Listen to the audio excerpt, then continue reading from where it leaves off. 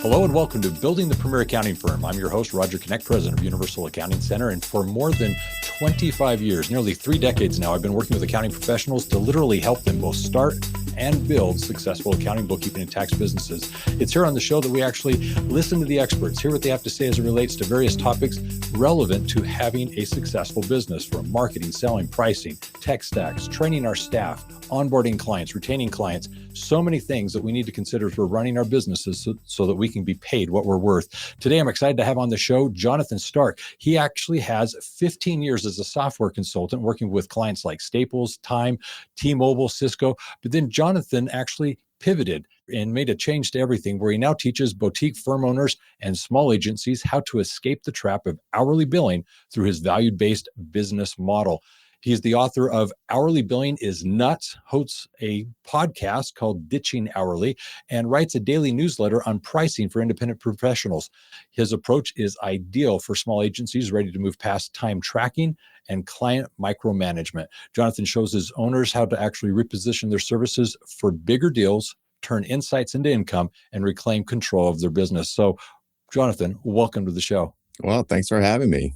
This is going to be a lot of fun. As was mentioned before we started, we've got 2 great radio voices and faces to match. So we're going to be doing great today. One of the things that I'd like to do is give a little bit of backstory or context to what really brought you to having this passion for not doing hourly billing. Yeah, so there was a specific story that happened it was about probably early 2005. I got promoted to be the vice president of the software firm I was working at, sort of a boutique software firm. We did FileMaker development. It's a very well-known firm. And when I was promoted to VP, I was managing all the developers. We had maybe 10 developers at the time. And so I had to do one-on-ones with them. They'd ask, I was the person they would ask for a raise. So I knew what all their salaries were all of a sudden. Before I was just a developer, I didn't know everyone's salaries.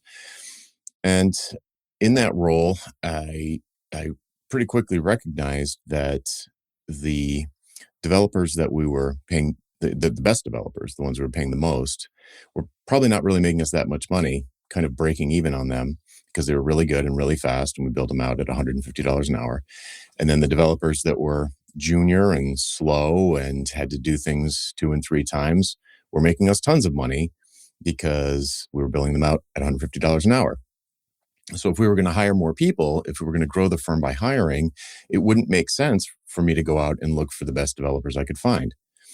And I was like, no, this can't be right. And so for weeks, I puzzled over this, and I tried to do these mental gymnastics to think like, well, but the really good developers, they train the other ones, and so that's non-billable, but it's worthwhile. But then I was like, but then the junior developers are just going to get better and faster, so we make less money. So, okay, that's not the solution. So I just puzzled over this for weeks. And after all that time, only then did it occur to me that it was because we were billing by the hour. And if we weren't billing by the hour, immediately our best developers would be our most profitable. So one of the things that I think you're sharing there that the accounting profession can relate to is, for decades now, I've heard the conversation of how we need to transition away from hourly. And yet still today, I run into firms again and again and again who still have hourly as either the major way of doing their billing or a good component of how they're doing their billing. And we understand that it's a relevant metric to watch as it relates to ROI, but not as we interact with our clients. So I'm kind of curious, as you have this epiphany and see that the hourly billing was the problem, what did you see as possibly the solution? What is it that was better than hourly billing? Right. I had no idea. I just saw the problem. And I went to my boss at the time. His name was Chris. We're still friends to this day, many years later. And I explained the story that I just told you. I was like, hourly billing is causing all of these problems that we had been wrestling with. It was like the root cause of a half a dozen things that we'd been trying to fix with Band-Aids that we didn't think were related. Yeah. And he was like, okay, intellectually, I understand what you're saying, but what would we do instead? And I had no answer to that question. I had no idea. I was like, well, I guess fixed prices, but we had tried that from time to time and always felt like we got burned by it. So I couldn't really say fixed prices because I knew that had not worked for us in the past. And so rather than, jeopardize the livelihoods and mortgage payments of all of our developers, I went solo on a sort of journey to figure out what an alternative might be. And I was also moving and buying a house, and like a lot of things were going on. So in 2006, I moved up here to Providence, Rhode Island, uh, and I was in a Borders bookstore and I was hanging out in the business section, and I came across a book by Alan Weiss called Value Based Fees, and I was like, I've never heard of value based fees before. I wonder what that is. And sure enough, that was the answer. And that book, if you, it sounds like you're familiar with it, it's mostly for management consultant types, but not software developers. But there was plenty of core truths, I guess I would say, in there that gave me enough material to like figure it out. And even in the very first year switching to that model, I doubled my income. I mean, but more importantly, um, the relationships that I had been used to having with clients on an hourly basis were horrible in comparison to the relationships that I was having with these new clients that I was using value-based pricing with. They were so much more relaxed. If something took me longer than I expected, they didn't care. It was like, because now it's not going to cost them more money. Now it's on me to be fast and good. And the faster and better I am, the more profit I get, the happier they are because the things get shipped earlier. And I don't get penalized for being good at my job. Yeah, you're nailing some of those key things that I think are unfortunately tied to hourly billing in a negative way. So let me just kind of illustrate Mhm. it. And I think my accounting professionals will actually agree. When you're hourly, there's no motivation to really get things done quickly because you're earning money for the time it's taking you to get something Right. done. And so there's no motivation on your side to do it faster. Like to do one client in 10 hours or do two clients in 10 hours, it's still 10 hours of billable time. And so it doesn't Yeah. matter. So that motivation's lost. Now, as you do value-based billing, obviously you're doing a deliverable. There's a value ascribed to what that deliverable is, and that clients agreed to it. So now the motivation is to get it done in a timely manner so that I can increase my earnings per hour simply because of the fact that rather than taking 10 hours, it took 5. But if it takes me 12, that's on me, not on the client. They don't have to pay anything more for it. So I really appreciate the value-based pricing only because it actually focuses on the deliverable, which is ultimately what the client's wanting anyways. But in this conversation, before we go further, I want to actually emphasize or clarify perhaps something that you mentioned. Mhm. You spoke of fixed pricing. In the accounting world, it's also possibly referred to as flat rate Yeah. billing or flat rate pricing. Yeah. Define in your terms what fixed is, just so that my listeners can understand the context of that. Right. So fixed pricing is just giving a price up front and sticking to it.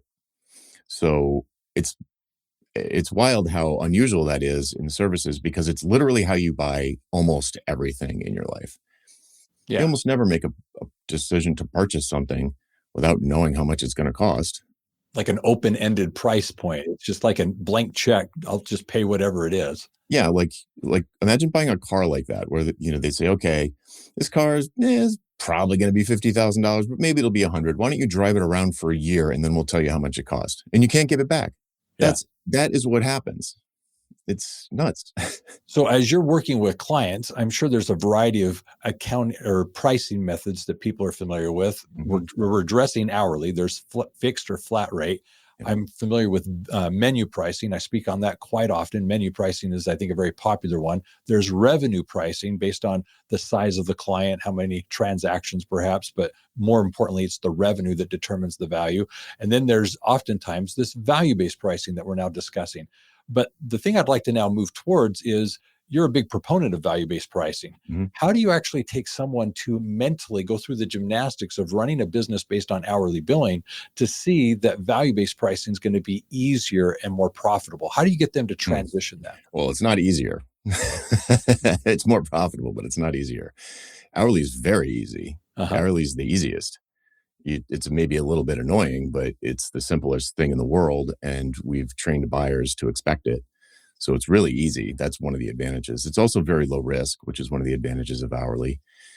You really can't lose. I mean, if you work for an hour, you get paid $100 or whatever your hourly rate is, and if you go over the estimate and it takes longer, you just bill them anyway. And if they don't like it, maybe they fire you or they quit or they leave, or maybe they just stay with the horse they bet on and just feel like, oh, that's just an expected course. So you're not taking any risk. It's very easy, and clients expect it. So it's not that there are no benefits to it. The problem is if you're not taking any risk, then you're not going to get any reward. You're not going to make any profits. So value-based pricing is a way to calculate a fixed fee or a flat rate, whatever you want to call it, based on what the result would be worth to the client. So that might not be the exact same thing as a deliverable. Uh-huh. So deliverable pricing is another common thing to do, and it's a great first step away from hourly. Just for tax returns this much, or whatever. Bookkeeping per month is this much, and just like sort of deliver the deliverable as you promised. Yeah. Value based, it takes some practice to get used to it, especially because it's like a 180-degree mindset shift from hourly, which is I put in the time, you owe me the money, Yeah. to I didn't deliver any results, therefore you don't owe me any money. And the beauty of that is that it forces you to talk to the client in advance about what's the result they want. Instead of talking about, even deliverable based pricing is like, you tell me, name a deliverable that's really common for a tax professional. Well, in tax, what we're looking for is perhaps tax savings. What is it that you're able to identify from a tax planning or strategy that enables that client to actually have savings that they wouldn't otherwise realize? So Mm-hmm. if you can help me save so much in taxes, I can get a percent perhaps of that because that's the value I deliver to the relationship. It's Right. different than tax preparation. Tax preparation is generally just filling out the forms, processing the tax return in a timely manner. That might be more of an hourly or based on the forms filled out, the forms that are used. But Mm-hmm. value, I think, is really at that more advisory level. Right. Here we are actually working with a client and we're influencing some of the decisions that are being made in the business. We're impacting how that profitability may actually occur within the company. So whether that's at a CFO and advisory level or a tax strategy level, there's a financial needle moving around based on Mm-hmm. what we're actually doing with the client. And Right. we can put a dollar amount to that. And we know based on what the current standard is, what's happening today, how that's going to change over the next 2, 3, 6 months. And all of a sudden we can compare what it once was to what it is now. And that difference is what we can actually be paid for. Right. And if you do it in arrears, if you do it after, then some people would call that a success fee or some sort of revenue share or commission type of thing.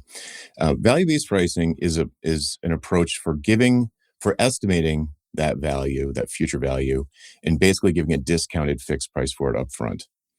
So, because there's still uncertainty, like the thing that you do might not actually result in the outcome. I guess it depends on what you're doing in tax, but certainly in software development, if someone wants to hire you to build a SaaS application for them or an iPhone app for them, you could price it based on how long you think it's going to take, but I think that's a mistake. That's like figuring out the scope first and then giving them an estimate. And then after working for 9 months, finding out that the estimate was wrong. It's always too low, by the way. Or you could say to the client, okay, here are all these things that you asked me to do. I do software, I do accounting. Here are all the things that you think you want me to do. So thanks for that. I've taken a bunch of notes. And what I'd like to do now is step back and talk about what's going to happen after I'm done. Why are you talking to me in the first place? Like, because we've talked about a lot of features or a lot of deliverables or maybe some activities or maybe a certain amount of time commitment. But why not do any of that? What will be bad if you didn't do any of that? What would be bad about that if you didn't hire me and you just hired someone cheaper? I'm probably the most expensive person you're going to talk to. There are plenty of other iOS developers and CPAs in the world. Why would you go with me instead of one of these other options? Why do you need me to do this now? Is there some kind of urgency or financial deadline, or is there a new regulation coming, or is something happening in your industry that you need to get in front of? Why is this urgent? Did something happen? What caused you to come and talk to me? There's almost always some kind of trigger event. Yeah. So if you ask these sorts of questions, I call them the why conversation: why this, why now, and why me, which is an Alan Weissism from that book we mentioned earlier. Then you can start to get at the business outcomes that they think you will help them with. So your contribution to these desirable outcomes. And the more urgent that outcome is, the more valuable it is to them, like the more they want it. And the fewer alternatives they see to hiring you, the more it is worth to them. So you can set a price that's going to be acceptable to them. It's going to be acceptable to you, that shares a lot of, the bigger the margin between your cost and their value, the more profit both parties can make. So one of the things that really stood out to me in there was urgency. You're obviously associating not only the deliverable, what it is that the outcome may be, that desired outcome, but you're Mhm. associating with the time, the Yeah. urgency of it, and how much it's going to involve both their need for it to take place and your commitment to make it happen. So I think these are great variables.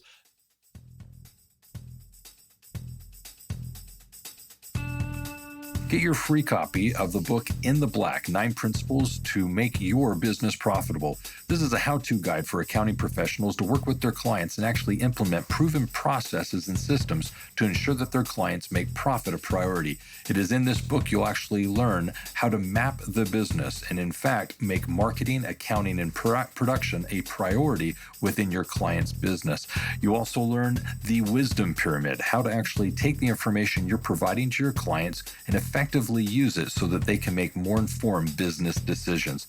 This book is designed to help you communicate more effectively with your clients and, in fact, have them see you as their profit and growth expert. Get your free copy now of the ebook today, In the Black 9 Principles to Make Your Business Profitable.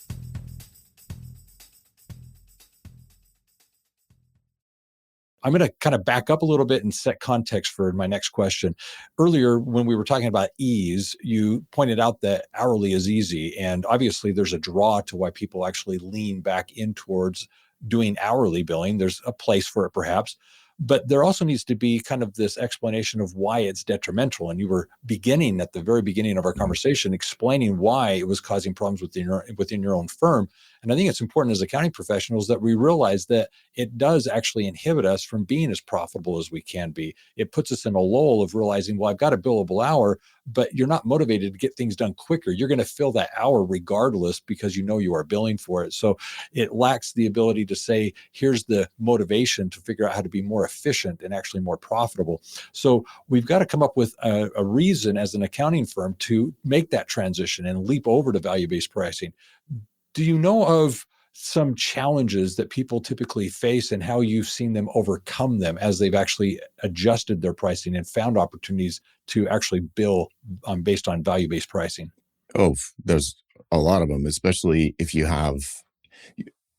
are heavily using hourly billing in your firm. It is probably a base assumption inside of all of your systems and um, incentive programs for your employees, and their bonus based on how many hours they bill, and the way your invoicing works, and it's probably baked into everything. Uh-huh.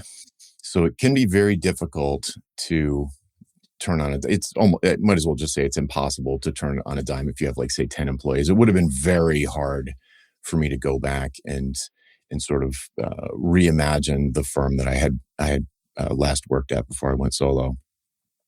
But I have worked with agencies, and there's a couple of ways that I've seen it done. The two most popular, this one's easy, probably it's the less attractive one, is for the principal to hang up a sort of a side business, like a separate shingle, and take on purely advisory clients, either outside of the business or as like a discrete offering inside of the business. So like whoever the biggest expert is, probably the owner, then they would start, they'd make this advisory work available to a very particular kind of buyer for whom their advice is highly valuable. So then they can set prices that are far higher than their cost to deliver the outcome. So that can look like maybe an advisory retainer where you're not entering anything into anything. You're not doing any bookkeeping, or maybe it's a fractional CFO. I work with lots of those where, whatever they agree to some list of areas where their advice is sort of what's on the menu, what sorts of things they're willing to advise the client about. And then whenever the client has a question about such a thing, they would contact the advisor, and the advisor would answer within a very short period of time with either an answer that the client trusts, like, well, okay, this is the answer we got from our CFO or fractional CFO. I trust them for this kind of thing. We're just going to run with that decision. Or the CFO might say, I'm not sure, but I'm going to find out. It's probably going to take me a couple days. Is that acceptable? They'll say yes. And then you go do the research and find the answer and come back to them. but you're connected with them at a very high level, of strategic level of their business. So you understand, you would have already met with them to understand their, midterm and long-term goals. Are they planning for an exit in 3 years, or are they trying to like increase market share or grow their top line revenue? So you have already discussed that with them when you first started working together. And now they can bounce questions off you, and you can act as a sounding board very quickly with almost no effort on your part. And if there ever is anything that you need to research, well, that's just going to make you smarter for the rest of your clients. Maybe you have 10 of these clients for whom you're fractional CFO. So you could do that while you still, maybe have, I don't know, chief of staff or someone running your firm, or maybe you have time to also continue running your firm. But then you could do this, I don't want to say on the side, but as an alternate business, and get this taste for what it's like to not be getting paid for your brains instead of your hands. Yeah. So that's one way. So I'm going to offer some of the things I've seen and see if you've got any thoughts as it relates to what I'm going to share. Mm-hmm. The first thing that I bring up with those people that I'm, let's say, working with and counseling is to, first of all, become aware of what you're doing hourly and transition it over to more of a flat rate billing. I think that's typically a great transition to begin moving towards value-based pricing, because now what we're going to do is we're going to clearly identify with, let's say, 3-6 months of past billings, what the average has been. And we're going to go to the client and we're say, we're going to make this real easy. Rather than wondering every month what your bill from us is going to be and how much time we're putting into it, moving forward, ours is going to be this flat rate. And what that does is it enables us to first lock in the numbers. Now, it doesn't mean then that in the firm, we no longer track hours. We're going to keep those employees doing what they're habitually doing. And we're going to track that so that we can later analyze and see what our ROI is from the next 6 months compared to the previous 6 months, and see if we've actually increased our profit margin.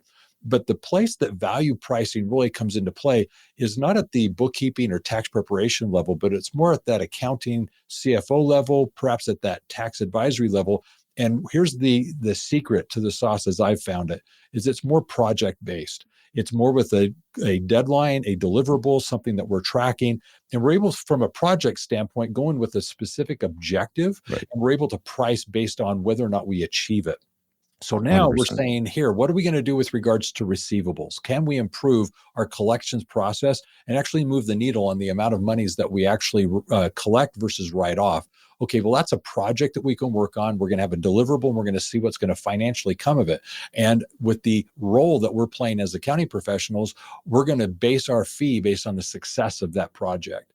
Now we've got a value-based project that we have investment in, that we're going to see, and it has a conclusion to it that we're working towards, and something that we can see improvement in. Another great example of it is where we're looking at how we can improve, say, cost of goods. We're going to get in, analyze it, and see if we can actually improve what's going on so that more money is actually hit the go from total income to gross profit. Well, that movement is actually a win for the company. And if it is, we're going to take a portion of that as a value deliverable. The other might be something as it relates to net income. Here are things that we're going to do as it relates to expenses.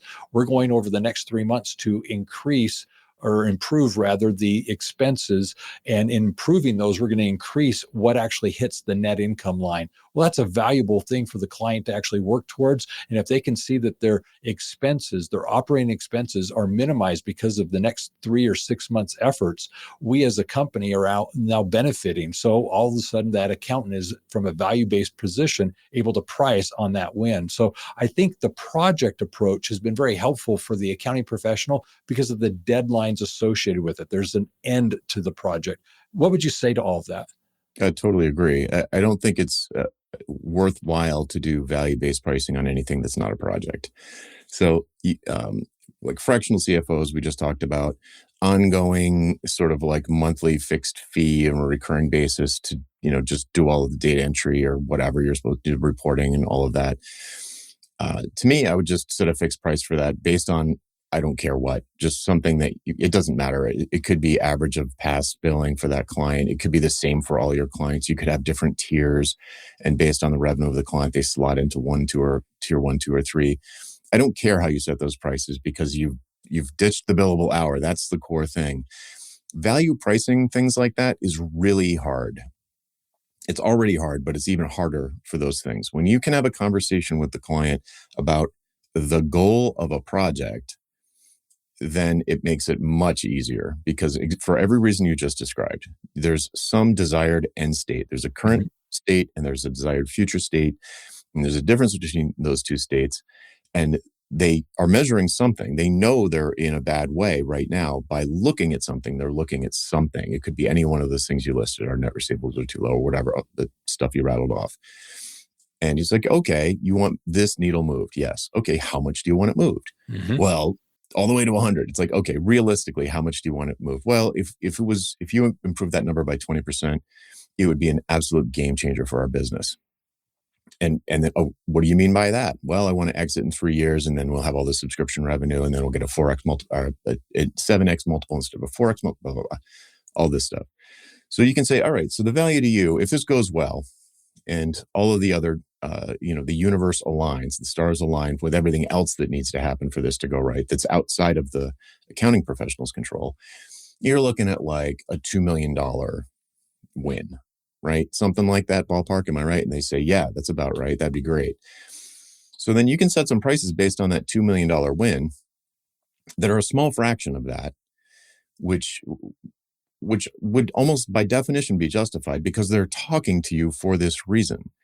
So you've now uncovered this $2 million win for them. And if they're talking to you, they are not wasting their time. They're probably a busy professional. They think you can help. So is 10% of the $2 million win fair? Is 20% of the $10 million win fair? Is 50% of the $2 million win fair? Whatever the value is. I probably said the numbers wrong, but whatever the value is, if you come up with 3 prices, I usually, as a rule of thumb, not a rule or a law, but as a starting point, 10%, 22%, and 50%, and you say to yourself, okay, if that's the goal, if that's the client's goal and it's worth this much to them, and I charged $20,000, what could I do to help them reach that goal? If I charged $44,000, what could I do to help them reach that goal? If I charged $100,000, what could I help them do to reach that goal? Or whatever, however the percentages work out. And then you give them those 3 options of increasing involvement, and they can pick whatever one they want. And then they're fixed prices, and it's on you to deliver whatever you promised in that tier in a way that's going to satisfy their progress metric or their success metric for your contribution. So like, I'll stop there. I don't want to monologue too much. It raises a lot of questions that I'm tempted to jump to. Yeah. So let me just kind of summarize this. What we're trying to do is with the accounting relationship that we obviously have this recurring billing that's occurring. So what we're trying to do is whether we're using something other than hourly, cost plus, revenue pricing, menu pricing, we're trying to set a fixed amount for that recurring billing that we can actually then be comfortable with and move forward. So the client understands what's going on and so forth. But from a project point of view, we have this opportunity to actually do value-based pricing, and we can actually go in with an objective. We have perhaps a metric that we're watching that we now feel we can move and improve. We're going to come with a strategy that simply says, look, we feel in the next 3, 6, 12 months, we can actually change this through different things as it relates to our standard operating procedures, policies. All these things are going to need to be done and set up. But to do this, you could pay me hourly.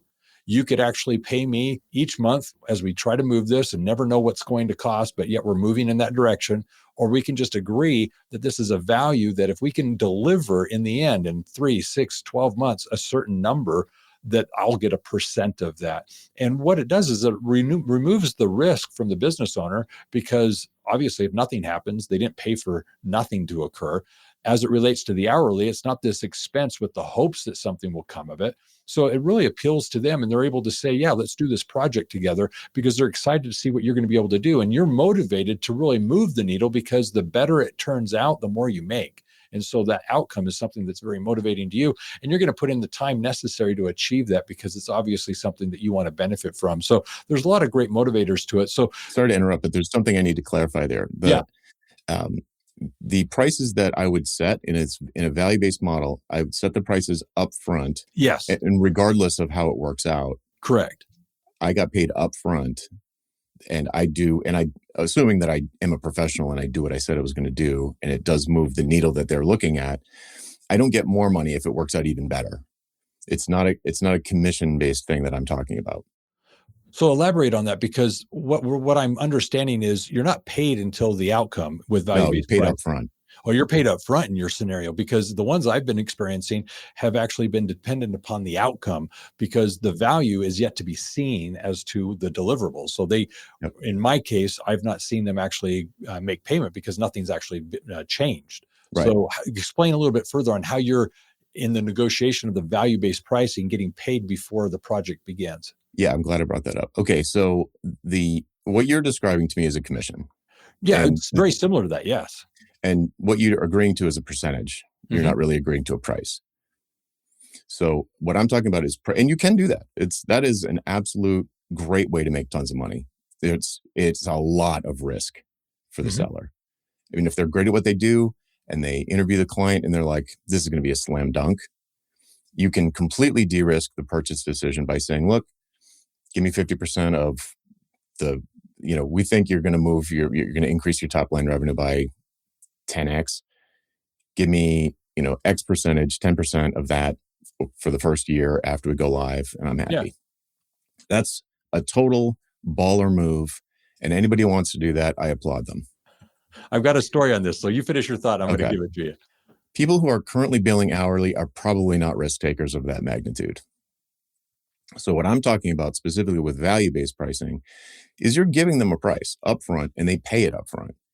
And then you move the needle. So I have to go a little bit deeper into the details here. Okay. So in the why conversation, I'll use my world and you can translate it into your world. Please. So in my world, I'll oversimplify it. Somebody comes to me and says, "Hey, I want you to add a like button to my e-commerce application. We've got this e-commerce application. We want you to add like buttons to all the products in the comments and everything. How much will that be?" And I would say, well, and they would tell me all the things that they want it to do, and then what color they want it to be, and where they want it to show up, and how it works. And I'll say, this is all great. Can we back up for a second and tell me why you want to do this? Why this? What is this going to do for your business? Is it just cool, nice to have? Probably not. They probably have a really good reason. Or maybe I can come up with a different way to achieve that outcome that would be probably easier. And then I'd say, why do you need a like button right now? How come you haven't had it for years? It's not that complicated, right? They'd say, oh, there are all these reasons, but something changed and we think this is the time to do it. Okay, great. And then I would say, and then the last thing would be, why hire me to do it? You could get your cousin Vinny, you could get somebody from Upwork, you could try and vibe code it with AI. Just do something cheap. Don't hire the most expensive person if you don't need it. And the process of them answering those questions, they're going to say, well, it's going to increase our revenue by $1 million a year. Oh yeah, why is that? Well, because if we can get the like button, if we can get 50% of our users to click the like button, it's going to show up on their Instagram feed. And then that, if everybody has an average of 100 people on their Instagram feed, then that will translate to, our numbers show that will project out to $1 million increased revenue. That's all their math. I don't know if all their math is going to work. And I can't control it because the CEO could have a sex scandal like halfway through the year and the company could go out of business. Like, there's a lot of things that I can't control. But what I can control is optimizing for the users of the app to tap that button and share it on Instagram. I can control that. Yeah. I'm liking this conversation because it's going to draw a great distinction for my audience between the two types of value-based pricing. What you're describing is a deliverable, but it's something you're in charge of. And what you're assessing with the client is what their purpose is in having you do it. They have a reason for it. They know the ROI. They understand financially what's the motivation in the company to have it done. They're determining whether or not it's good for you. And I've experienced this many a times in interviews with various agencies and so forth. What they do is they go through this litany of questions asking, okay, what's the lifetime value of your client and what's the valuation of this? And what they're trying to do is get a number of values so that they can determine what the valuation of the project is, so that they can then say, regardless if it's a $5,000 project, 50,000, 500,000, they're going to ask for a percent of it because they know this is what their contribution to that project is. So you're absolutely right in that. I understand what you're referring to now, and I appreciate that. The difference between what you're describing and what I was alluding to is that more commission type thing based on the outcome, the deliverable, whether or not it actually does anything.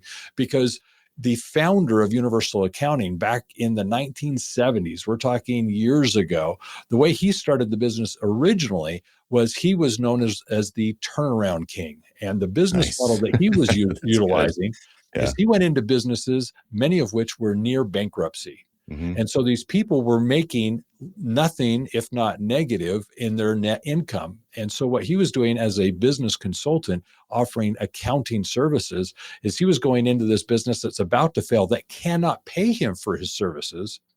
And he was asking for equity. If I can turn your business around in the next 6 months, if I made you, right now you're losing $100. If I could make you $1,000, would you give me 10, 20% of that? Well, yeah, right now Right. they're It's a losing. no-brainer. If you Mhm. made $1,000, I'll give you 20% of it. Okay. So if I Right. made $10,000, 20%. If I made $100,000, 20%. Well, they're losing money. They're about ready to foreclose on their house. They're about ready to fire all the employees.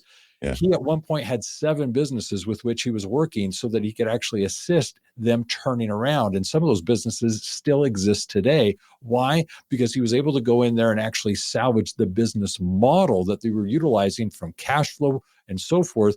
And that business model change was what enabled him to, in essence, get equity within the business. And so it wasn't he was getting paid monthly. He wasn't being paid hourly. He wasn't being paid for services. He was being paid based on the value he brought to the company so that he could literally make money on the net income as it related to the company's turnaround. So Yeah. he was called the turnaround king. So yeah, I think the distinction that we're showing here based on value-based pricing is there are 2 things. One, what is the perceived value from the client's perspective as it relates to the project? They give you that value and you do a percent of whatever that is, or however you come up with the valuation of your services.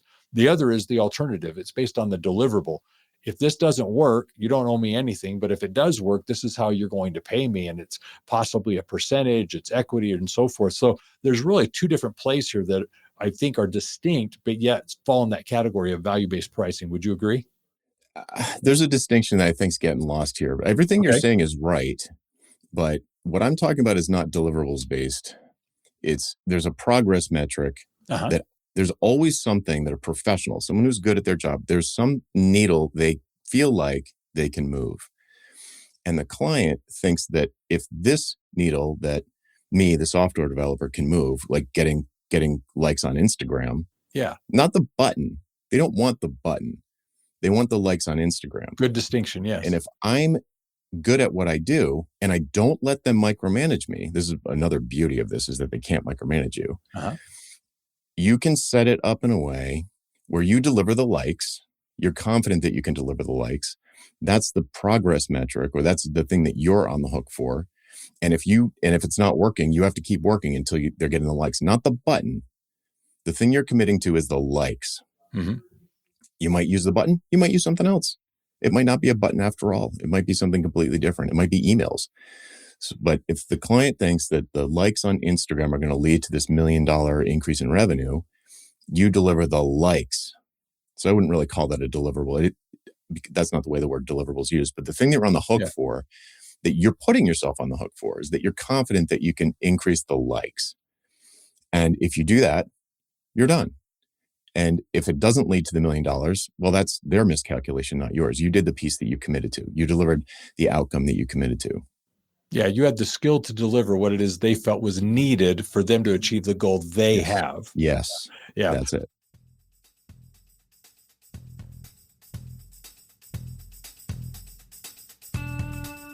Get your copy of Red to Black. It is the book written for accounting professionals to help businesses turn around and go from being in the red to being in the black.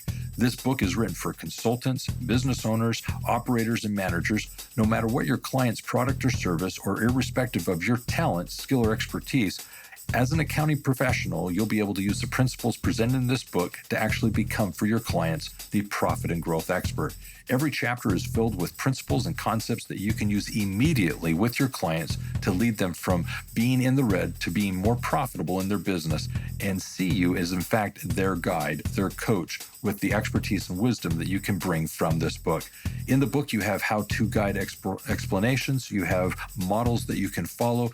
You're shown how to actually calculate and determine the fees for your services, the actual model that you'll use during the implementation of all this, and most importantly, the end-all results with your clients. Get this book now and see what it is you can do to offer this new revenue-producing service as, in fact, the profit and growth expert. For more information on how you can take advantage of this offer, go to the episode description and there get the information you need to take advantage of this today.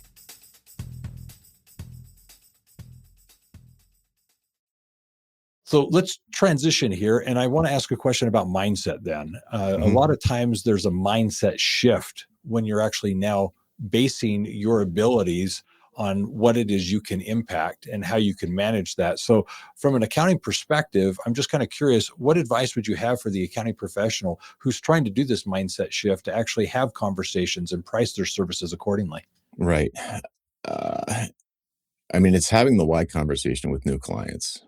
You could even do it with old clients, especially ones you have a good relationship with. You could go back and ask them. This is an exercise you do with people sometimes when they have no clue what value they deliver. They just know what deliverables they deliver or what inputs they deliver, how much time they deliver.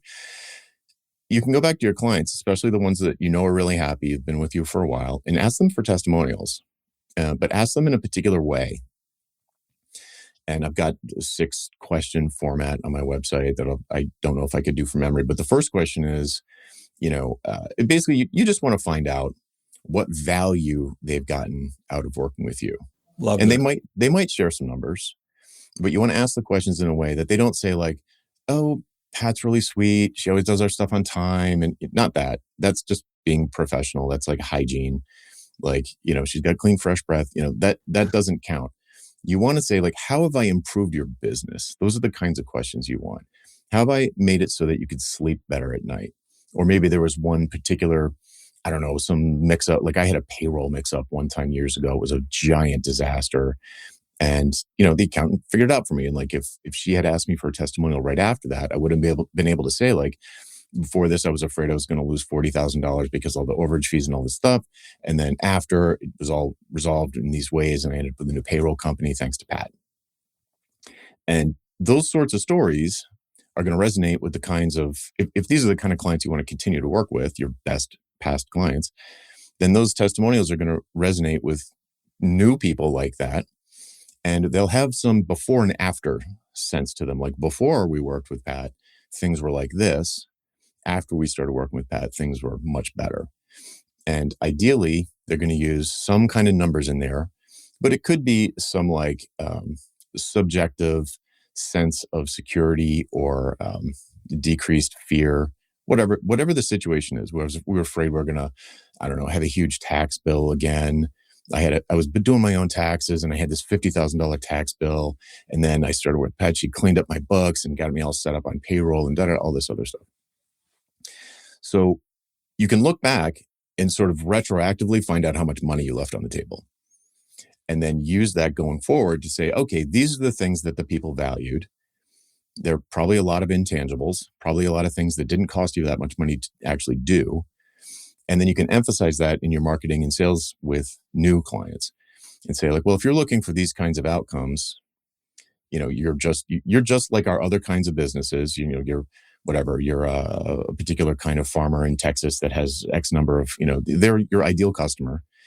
And well, for customers like you, these are the kinds of things that we've delivered in the past. If that's what you're looking for, then I think it's probably going to be a good fit. And you can basically look back retroactively and find out what the people valued and probably how much they valued them.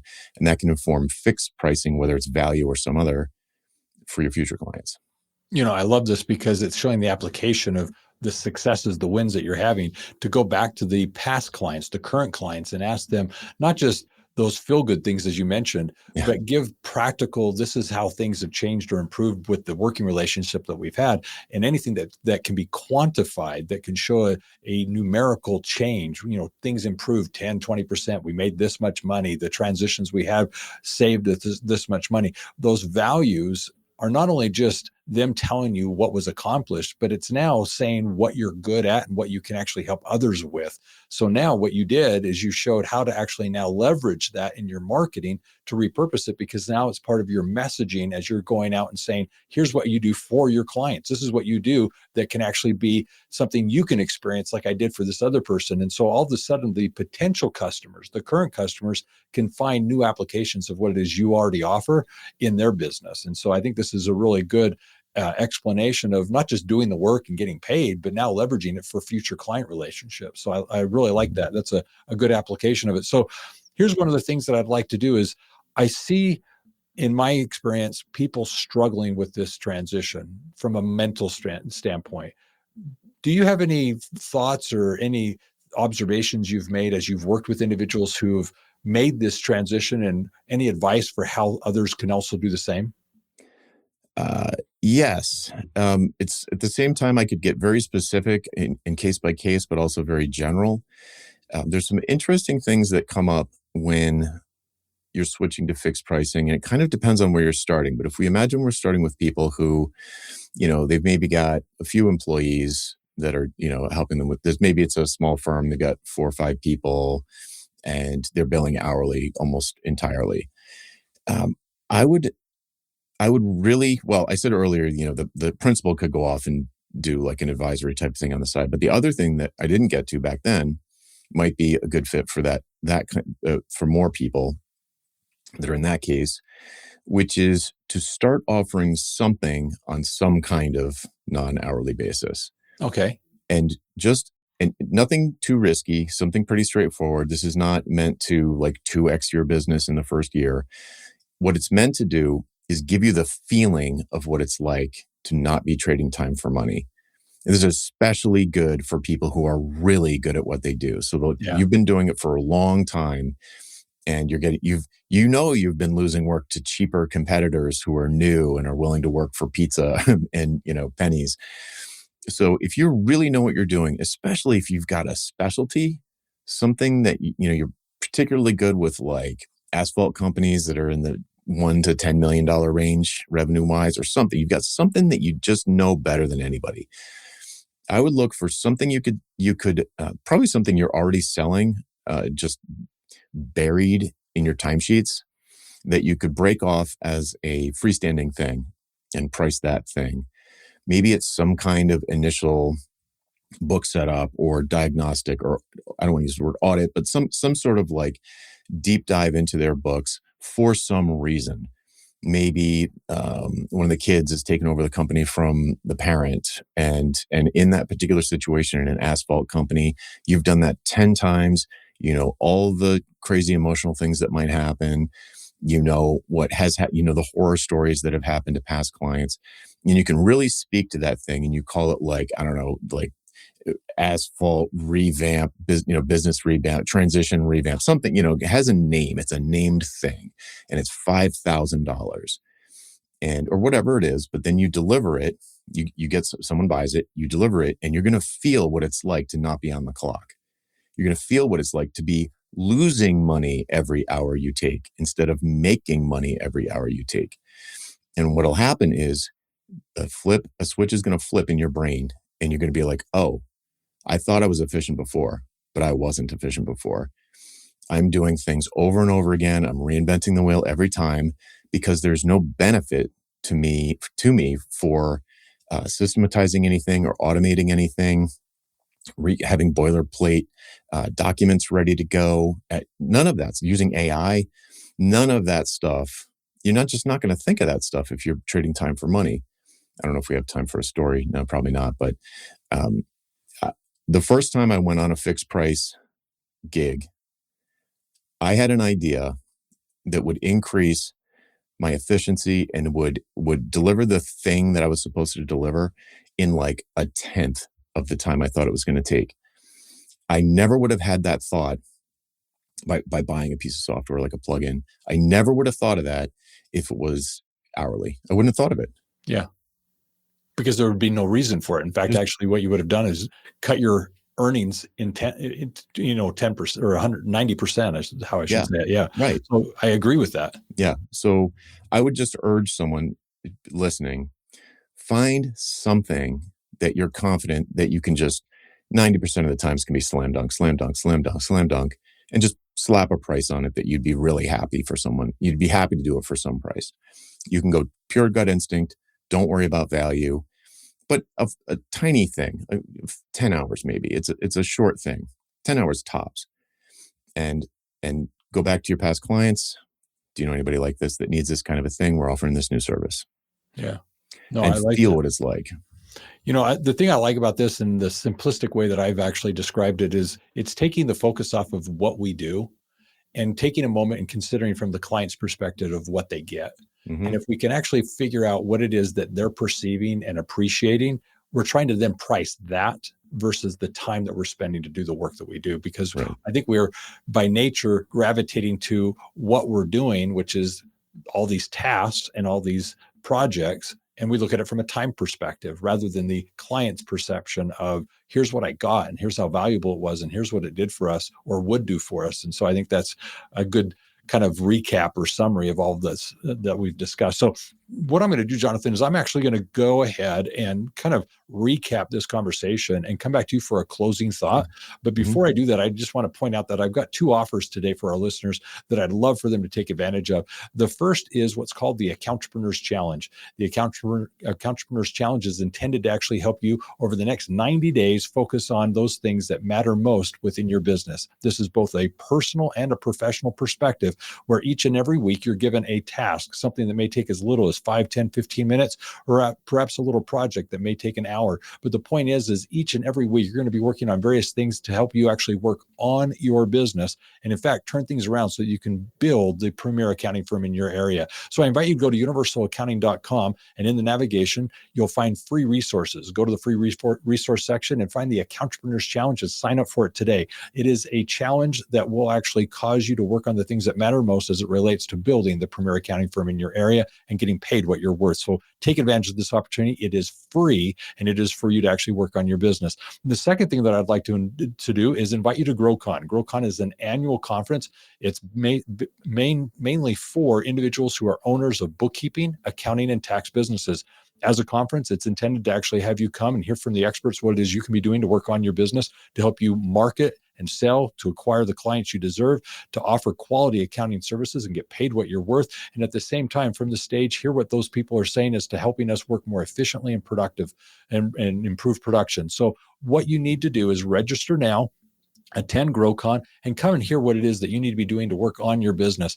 In addition to that, you also get to come and meet with your peers, make those connections that allow you to collaborate with your peers as to the clients that you're servicing, as well as make connections, friendships, and build those relationships that are so helpful as it relates to what it is that we do within the accounting community. So if you haven't already registered, I invite you to go to universalaccounting.com, and in the navigation, go to GrowCon for the specifics, and I look forward to seeing you there. As it relates to our conversation, Jonathan did a great job at the very beginning, kind of illustrating the challenge that he faced early in his career, realizing that the thing that was holding back the business was the hourly billing, the tracking that's going on there, the fact that they're billing their clients accordingly, and saw that there were a multitude of problems that actually existed within the business model that all stemmed from the hourly billing. And I think that's an important thing to realize is really the ramifications of that pricing model as it affects so many other parts of the business.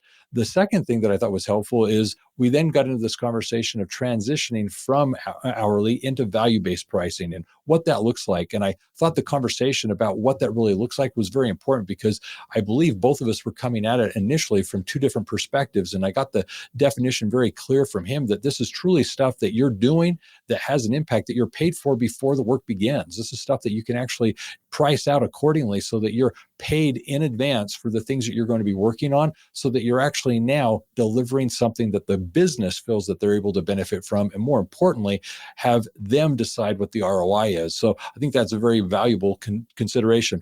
The thing that I thought was also helpful in that explanation is that it's project-based, something that actually has an end date, something that we're able to see conclusion to. I think that's very important because in accounting, we're so often dealing with recurring billings, and what we want to look at is those value-based pricing opportunities that are project-based. And I think that was a good clarification that came from the conversation. His advice at the end of finding in your business historical things that you've already done for clients in the past that you know what the process is, something that you can now actually package and price and take to other clients and say, here's what you can do for them as well, was excellent advice to actually help us now move away from that hourly billing and go to something that you have experience in, something you've done before successfully. And you can now package it and say, not what it takes to do it and how you're going to do it, but just here's the deliverable that we have to offer as it relates to this particular service. Are you interested? It has this value or this cost, and let them decide. I think that was a great way of actually helping us go through that mindset shift of really what is it that we're doing for our clients. And then the last part was this whole idea of what it is that we can do to take feedback from our clients and see how they describe the work that they've had as we've interacted with them. See if there's anything there that we can actually identify that we could actually use as part of our marketing and packaging to actually go out and get additional clients. So wonderful takeaways from our conversation today. I think this was a valuable thing for us to discuss. So Jonathan, what else would you like to add or conclude with? I mean, that was an amazing summary. I'm not sure how to do better than that. So I'm going to just introduce an idea to people that if you build a business, if you only charge for the stuff that you think is hard, and you think that the harder something is, the more you should charge, then the only way to grow your business is to do stuff that's really hard for you, things that are tedious, things you don't like doing. What you can do with any of these fixed price approaches, value-based or otherwise, productized services, subscriptions, fractional, whatever, you can take stuff that's very easy for you and charge just as much for it, if not more. And there's this guilt that comes up that's like, this is so easy for me, I can't even charge them for it. I love doing this, I shouldn't charge them for it. If you let that mindset sit on you, it's going to drive you in a direction of creating a business that you don't like running, that's very hard for you and tedious. So if things feel hard and tedious, find the easy things that deliver a lot of value and set your prices based on the value of those things, or anything besides the cost to you, the time.